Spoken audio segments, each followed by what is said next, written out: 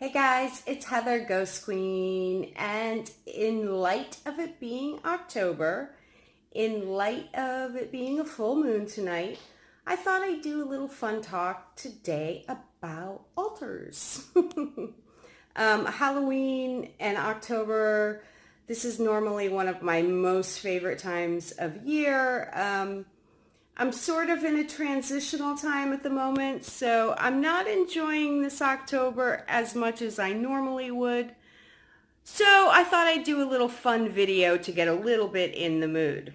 Okay, so if you're new to witchcraft and you're new to the idea of altars and, you know, that sort of practice where you're paying homage to a god or a goddess or a spirit or an ancestor or whatever type of entity you're paying homage to, or, you know, worshiping, whatever word you want to use. Everybody has a different sort of word they want to use when it comes to altars and their own spiritual path and practice. And everybody has their own ideas about how you should set an altar up and whatnot. You know, some people are very rigid when it comes to rules. I am not. I'm not Wiccan. I've said that before. Now, I did draw out just a quick, well, first of all, I'm going to just show you what my altar looks like. So let me turn the camera around here if I can. See if I can do that while I'm filming. Can I? I don't know if I can.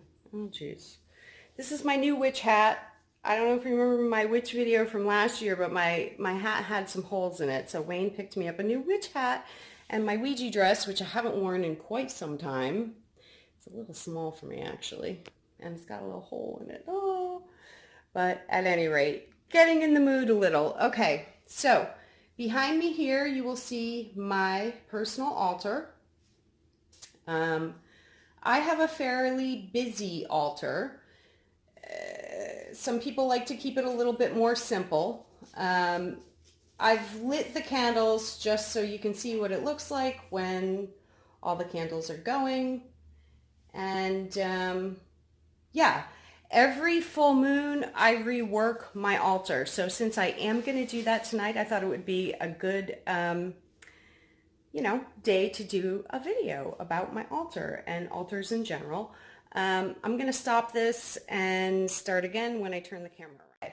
So here I have drawn a diagram of sort of like a traditional Wiccan altar.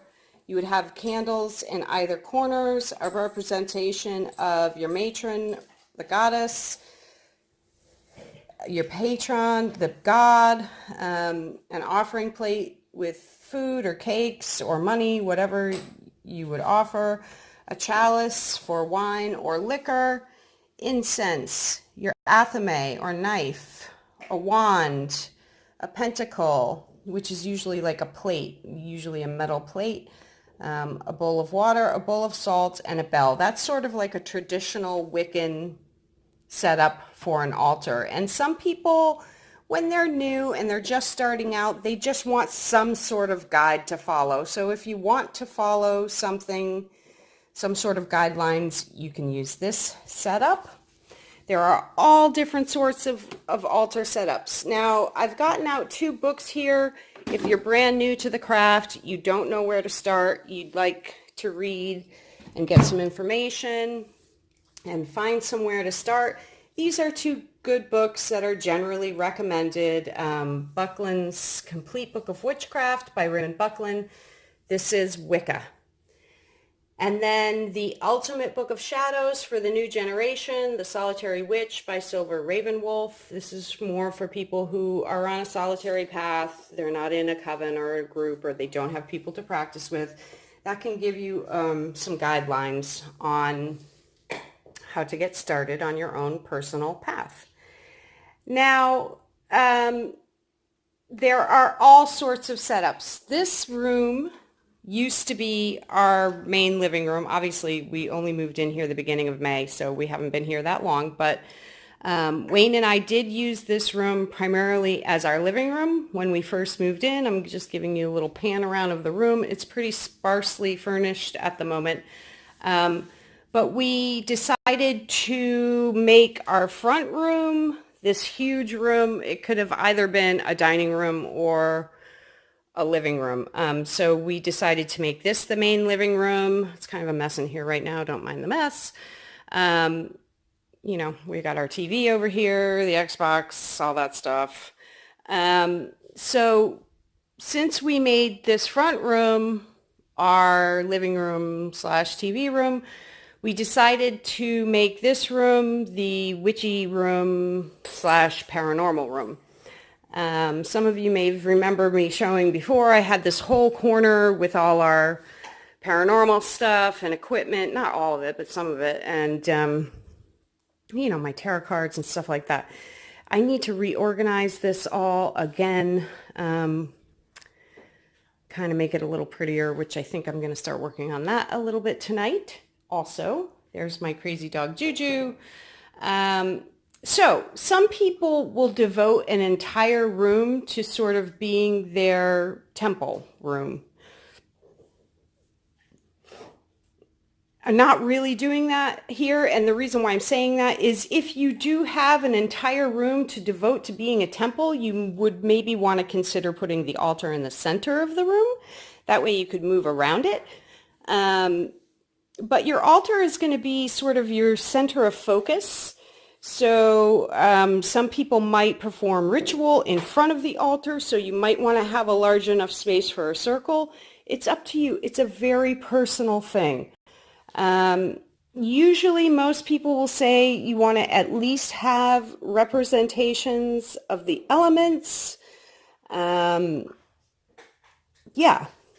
but it depends on, you know, whether you're with a particular group. Certain groups have their own ways of setting things up and their own ways of doing things, their own rules. As I say, I'm not much of a rule person. I kind of developed my own personal path. So what do I have on my altar? I have a censer. You know, on most altars you will see a lot of people use those little, what they call witchy cauldrons, like the little black cast iron, you know, little cauldrons with a little cover. I don't need that. I just use a little black soapstone bowl. I keep it on this little metal plate.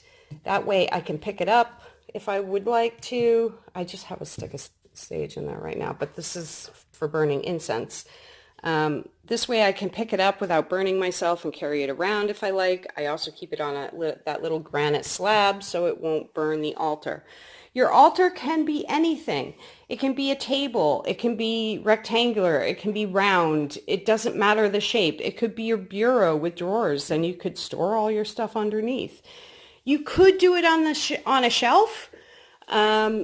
However, keep in mind, if you were burning a candle, you would then be burning the top of your next shelf. So you always want to keep fire safety in mind. Anything can be an altar. You could use a cookie sheet and have a little, you know, altar that you could transport around. Like the front of this fireplace could be my altar. That little round table could be my altar. This little table could be an altar. You can use anything. If you have no space, use your kitchen table. You know, set aside a little corner of it, or only put the stuff out when you need it. Work with what you've got. So some people maybe can't have incense or candles in their home. Then get an electric candle. You don't have to have a burning candle. You know, work with what you've got. You can make anything work. You don't have a lot of money, you can still start off with an altar. Now, most people will have a representation of whomever or whatever the altar is dedicated to. I've got 2 statues of the goddess here, my personal goddess, my matron.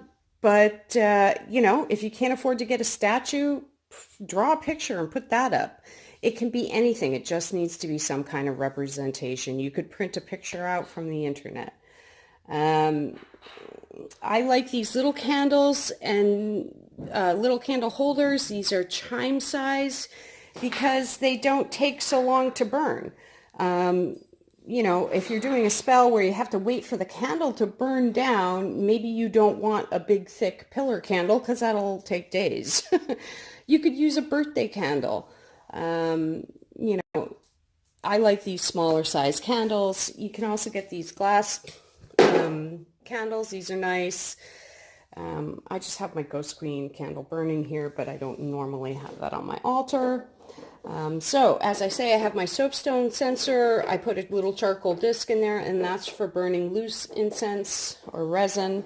This is a stick of sage, Palo Santo. I also have a little thing here for burning stick incense.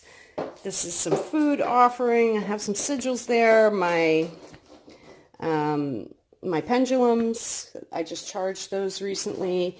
My knife, which is my athame at the moment. Some people have fancy athames, some people have swords. You know, it's up to you. This is a symbol for justice for me. It's an old gavel. This is a wand that I carved myself out of a willow tree from the yard of the house that I grew up in. I planted the willow tree myself, so that has some personal, you know, significance to me. Crystals, feathers, I have some graveyard dirt back there, water, wine, vodka, sugar, salt, olive oil, honey. These are all offerings of mine and some other things that have just some symbolic meaning to me. So these are the things that are on my altar. I do switch it up every full moon. I also put out offerings on the new moon. So, you know, most traditional pagans celebrate based on, you know, the wheel of the year and the holidays that go along with that. So, you know, you would celebrate at the new moon, the full moon, and the 8 Sabbaths. All of this information can be found in these books that I've recommended. Yeah, so, you know, most of these traditional celebrations were based around the seasons and breeding of animals and planting and harvesting of crops. There is a really good book you can get. It's actually based off of the Old Farmer's Almanac, and it's called The Witch's Almanac. And I believe this year's one is called The Magic of Plants. And you know, that does have information related to the phases of the moon. So that's a good book to pick up if you want to try to follow along with the moon phases. So yeah, you can use things from nature. For instance, I have these shells. These are like clam shells I collected in New England. And here's some oyster shells that I got here in New Orleans. I'm planning on cleaning these out and using them as little bowls to hold my salt and honey and, you know, other offerings that I'm going to place on my altar. So this is my altar pre-working. I probably will take another quick video and show you what it looks like after I've worked my altar. Now, most people will cleanse and consecrate their items, their altar and their tools before they start a ritual, or you know, or before they're going to place the things on their altar. And you can cleanse them with salt, holy water. Now, holy water, all holy water is water and salt. So don't feel like you have to go to a church to get your holy water. You can actually make your own, and I can do another video about that. This altar that I'm using is just like a, you know, like a wicker sort of rattan, you know, one of those tables they would put in back of a couch. We weren't using it for that, so I thought it would make the perfect altar. But as I say, really any table, any bureau, any piece of furniture, really, you could take like a TV entertainment center and use that as an altar. Anything, a card table, pick it up at, a flea market or a yard sale or whatever. It doesn't have to be something expensive. I keep an altar cloth on mine. This is just a curtain, but it was really pretty gold. So I thought it would make a nice altar cloth. I used to make my own altar cloths. I used to get fabric and just glue sort of ribbons and stuff on the borders and make some really pretty altar cloths. You can also buy altar cloths online. These are the packs of chime candles that I buy. You can get those online. I have a whole bag of all different colored ones. So yeah, I think that's pretty much most of what I wanted to say about, altar placement. A lot of people feel like you should place the altar in the east. In this house, that would be right in front of my sliding glass doors. So not a convenient place for me to put it. I have mine facing south, which is actually a great direction if you're working with emotional stuff, which I often am. So that works out for me just fine. But don't get hung up on stuff like that. Like if you have a room where placing your altar in the east doesn't work for you, then it doesn't work for you. Don't worry about it. Put it somewhere else. Don't think that's going to mess you up. A lot of people get hung up on thinking, if something doesn't work exactly the way that they think it's supposed to, it's going to hang them up somehow or screw them up. No, actually, it's only your thought process about that that's going to screw you up. So try to let go of those preconceived notions and you'll do a lot better. So I think that's about it. I will do another quick video just to show you what my altar looks like after I've reworked it, and maybe even my shelves if I get to that in time. So I will be back. Okay, so here's a quick little shot of my altar reworked. So you can see it looks a little cleaned up, a little neater. I put out offerings on the new moon. on the full moon. I put more out on the new moon. So yeah, now you can see what it looks like reworked, and I'm going to tack on a little closing video at the end of this. Hey guys, it's Ghost Queen. It's actually Halloween night. Oh my god, a mess. Anyway, I just wanted to wish everybody a happy, very safe Halloween. Be safe, be smart. Don't, overdo it. If you're partying, if you're taking the kiddies out, be safe. And yeah, hope everybody has fun. If you're a parent and you're trick-or-treating with your kids, that's always tons of fun. This is actually the first year I'm not doing that. In probably, I don't know, 25 years. But I talked to my kids. They're trick-or-treating with their grandmother in Rhode Island and having a great time. And they look fabulous. My son Jasper dressed up like, the guy in Beetlejuice with the shrunken head, and he looked just like him. It's crazy. And my daughter Willow's dressed up like a devil. I don't know where she gets it. And they look fantastic, and I just talked to them on the phone, and they're going to send me pictures of all their candy loot, so I'm excited to see it. Yeah, in Louisiana here, it's been pretty quiet. We kind of live in the country. We live on 5 acres. We call our home and property 7 Oaks because we have 7 oaks in the front of, the front part of the property, although we have many oaks. We have at least 13, I know that, oaks on the property, and we have about 5 acres. We have a huge pond in the back. We love our home and property. It's just so nice here, but it is a little remote. It's nice. We're just like right across the water from New Orleans, but we're in a country type area, so we kind of have the best of both worlds. We live in the country, but we're real close to downtown NOLA. So yeah, it's the best of both worlds. We love where we live. We just leased the property, but when we were moving in, we asked if the owner would ever consider selling, and we were told he would. So perhaps we will purchase it and it will be ours someday. We'll see how it goes. But yeah, so this is our first Halloween here, and unfortunately we haven't gotten any kids. I have 3 kids that live next door. A Mexican family lives next door to me that I'm very friendly with. They have 3 horses and chickens, and they have a large property as well. And I'm very friendly with the kids over there, so I brought them all some candy. But other than that, I haven't seen any trick-or-treaters, which was kind of a bummer. You know, me, the local witch, and no kids. No kids for me to eat.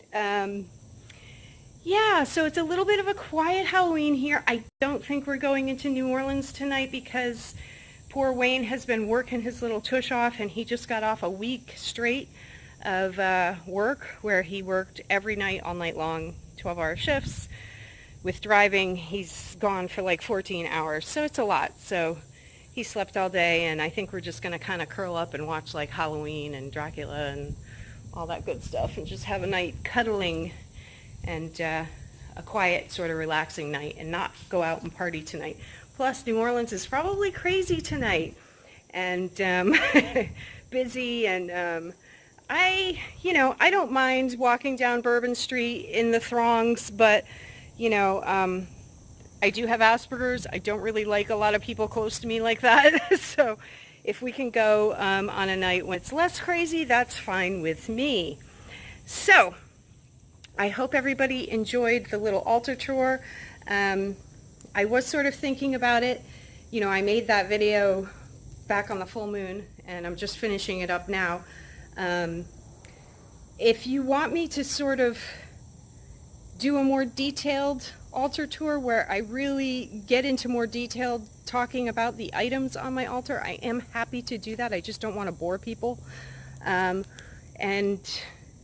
if there's anything you want to ask me about, feel free. If you would like me to do a video about a particular subject concerning witchcraft, feel free to ask me. But other than that, I hope you enjoyed the video. I hope it was helpful in some way. And yeah, love you guys. Happy Halloween. Happy Samhain. Hope everybody has a great night. Happy, healthy, safe, all of it. Give your loved ones a hug. Hold them close and dear. Life is short. We never know when it's going to be the end for us. So, yeah. It's always good to appreciate every day. Live your life and be happy. Okay, guys, I'll see you real soon. Happy Halloween.